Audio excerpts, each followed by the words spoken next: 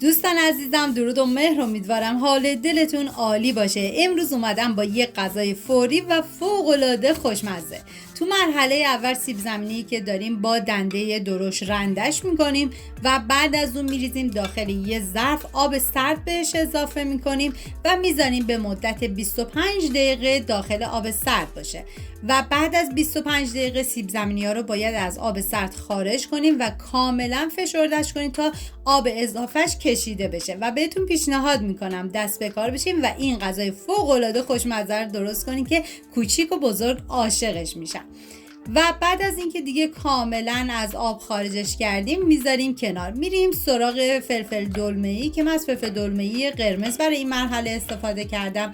کاملا ریزش میکنم. ببینید تا جایی که میتونی فلفل دلمه‌ای کاملا ریز بکنید.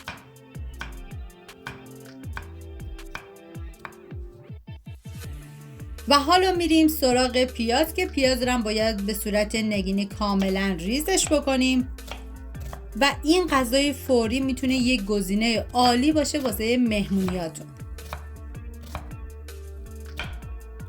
و حالا این مواد رو ما آماده کردیم میذاریم کنار. میریم سراغ سیب زمینی. توی این مرحله به سیب زمینی باید تخم مرغ اضافه بکنین و یه هم میزنیم تا کاملا با هم دیگه مخلوط بشن. ببینیم موادتون نه خیلی سفت نه خیلی شل باید باشه. و حالا پیاز و فلفل دلمه‌ای که ریز کردیم و به سیب زمینی اضافه میکنیم و من جعفری تازه هم داشتم که ریز کردم و به موادم اضافه کردم و حالا آردم به سیب زمینی اضافه میکنیم. واقعا جای تک تک شما دوستان عزیز خالی. حالا ادویه ها که شامل نمک و پاپریکا هستش و همچنین پودر گشنیز بهش اضافه میکنم و هم میزنم تا کاملا با هم دیگه مخلوط بشن. و بعد از اون ظرفی که میخوام بذاریم داخل فرن، من کاغذ روغنی گذاشتم و چربش کردم و بعد از اون موادی که آماده کردم و میریزم داخل سینی و میذارم داخل فری که از قبل گرم شده با دمای 180 درجه به مدت 35 دقیقه و بعد از اون دیگه باید از فر خارج بکنین و به 4 قسمت مساوی تقسیمش بکنین که برای مرحله آخر میخوام استفادهش بکنین. حالا من دیگه این موادی که ریختم داخل سینی رو میذارم داخل فر. میریم برای پیاز مرحله دوم که پیاز این مرحله هم به صورت نگینی کاملا ریزش میکنیم. واقعا من هرچی از خوشمزگی این غذا بگم کمه، دست به کار بشین و خودتون درست کنین و ببینید که چقدر خوشمزه. و حالا فلفل دلمه‌ای قرمز و زرد من به صورت نگینی کاملا ریزشون میکنم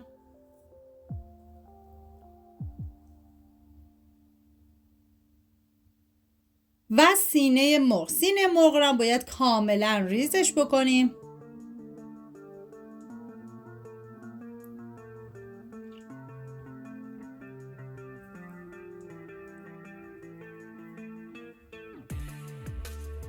حالا این مواد آماده کردیم میزنیم کنار. میریم داخل تابه روغن سرخ کردنی میریزیم که من از روغن کنجد استفاده کردم و بعد از اینکه داغ شد پیازهایی که ریز کردم و بهش اضافه میکنم. ببینید سعی کنید که از روغن زیادی استفاده نکنید. حالا هم میزنم و میذارم تا پیاز کمی نرم و شیشه‌ای بشه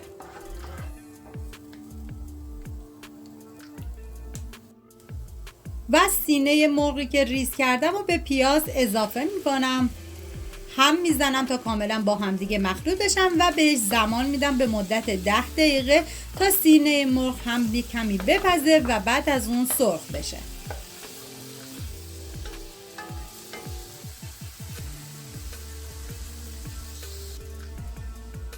من اینجا سر تابه رو میذارم و 10 دقیقه بهش زمان میدم و بعد از 10 دقیقه دیگه کاملا آماده است. حالا ادویه ها که شامل نمک، پاپریکا و پودر گشنیز است بهش اضافه میکنم و هم میزنم تا با بقیه مواد مخلوط بشه و زمان میدم تا ادویه‌ام کاملا تف بخوره و عطر ادویه ها آزاد بشه.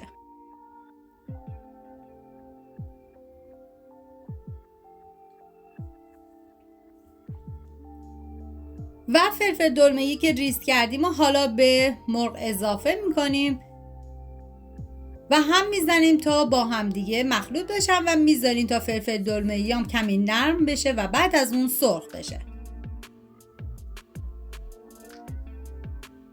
واقعا یه ترکیب بی‌نظیری بودیم.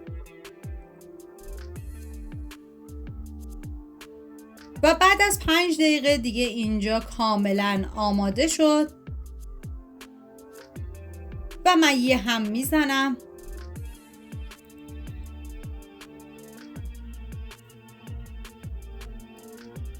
و بعد از اون من پنیر گودا رو تیکه های کوچیک تقسیم کردم و به موادم اضافه میکنم و هم میزنم و میذارم تا پنیر کاملا باز بشه.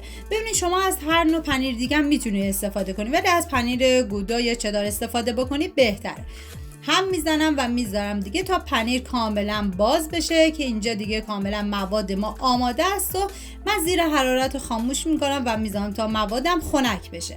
و مواد سیب زمینی هم که گذاشتیم داخل فر کاملا آماده شد و من به 4 قسمت مساوی تقسیمش کردم و حالا از موادی که سرخ کردیم و میذاریم داخل این مواد سیب زمینی و رولش میکنیم طبق تصویر و بعد از اون باید بذارید داخل فری که از قبل گرم شده با دمای 180 درجه به مدت 25 دقیقه.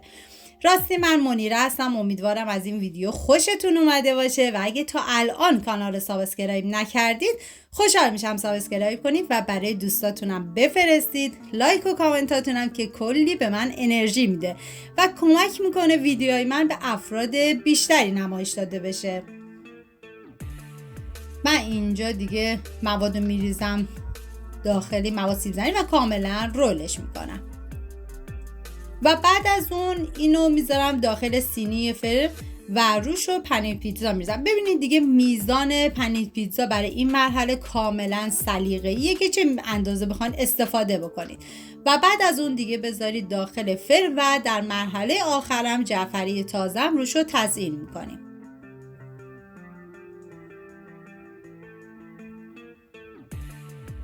اینجا دیگه میذارم داخل فرن و بعد از 25 دقیقه کاملا آماده است. امیدوارم از این ویدیو خوشتون اومده باشه و این غذای فوری و لذیذ و خوشمزه رو درست کنید و در کنار خانواده از خوردنش لذت ببرید. مرسی از همراهی همیشگیتون. تا یه خوشمزه دیگر، بدرود.